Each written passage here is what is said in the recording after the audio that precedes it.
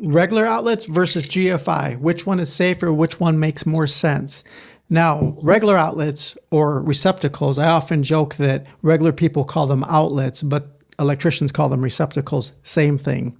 Now, a regular outlet that you use every single day, when you plug something into it, the current or power will keep flowing even if something goes wrong with your device, even if there's a short. A short or a fault is when something bad happens with electricity, something shorted out.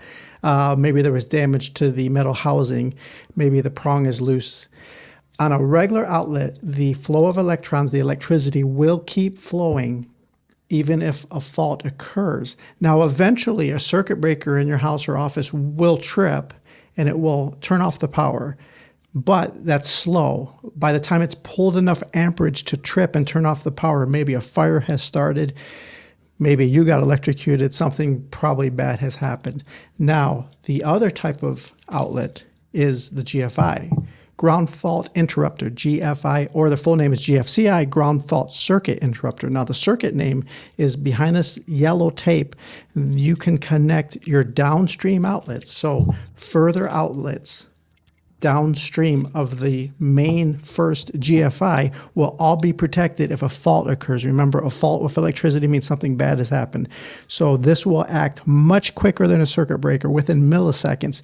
If it detects not the right amount of current has come back to the circuit, something bad has happened. It's a leaking current, meaning it's shorted out, you're getting electrocuted, something bad has happened, a spark has occurred. In most cases, this will trip within milliseconds and turn off the power, stopping the flow of electricity instantly. These are the connectors for the house wiring. Black wire goes on the gold screw, and the white neutral wire goes on the silver screw. Now, you only remove this lower yellow tab if you're going to protect downstream outlets, thus the name ground fault circuit interrupter.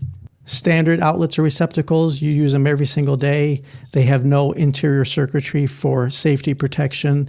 The power electricity will just keep flowing unless you trip a circuit breaker, which is slow to occur. Circuit breakers are not designed to trip ultra fast. So yes, you can make the argument that a GFI is safer.